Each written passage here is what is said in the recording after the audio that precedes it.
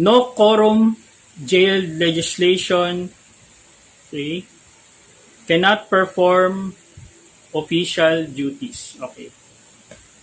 Ano po ibig sabihin nun? Okay, no quorum. If all of, when sa senator is jailed, there is no quorum. Kulang po. Ang requirement po para maipasa ang batas ay ang 24 or 24 senators na bumoto. Kung meron pong makukulong sa kanila, kaya po malaking usapin niyang remote na interaction na pinopropose ng majority ng senador na pinapalagan po yan. The minority is trying to demolish that proposal. Why? Because they cannot achieve quorum vote. So for those 11 senators who walked out during a Senate session, that's actually treason. It's childish and it's walking away from your duties as a senator. So sinabotahe po ng 11 minorities yung session ng Senado. Hindi po tama yun. Okay?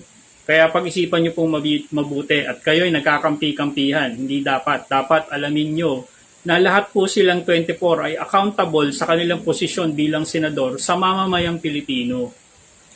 Okay? So, yung last na sinabi ko, cannot perform official duties when they are in jail. Napaka-importante niyan.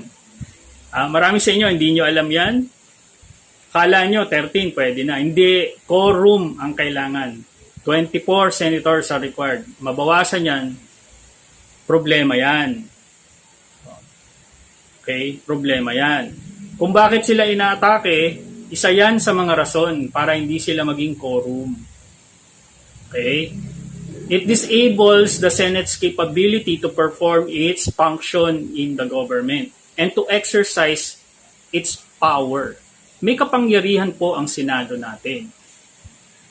Bawat branch po ng gobyerno ay may kani-kanilang kapangyarihan. Ang Kongreso may kapangyarihan, ang local government may kapangyarihan, ang Senado may kapangyarihan, ang executive, which is the President's office and its agencies, may kapangyarihan. Yan po, actually, kamakailan lang tinuturo ko sa anak ko. Kasi apparently, hindi pala tinuturo sa eskwelahan yan. Nakakatawa naman, di ba? Ilang taong nag-aral yung anak ko, she has no idea with regards to these matters. Na kailangan ko pa siyang i-educate kasi hindi nga tinuturo ng mga teacher. Bakit?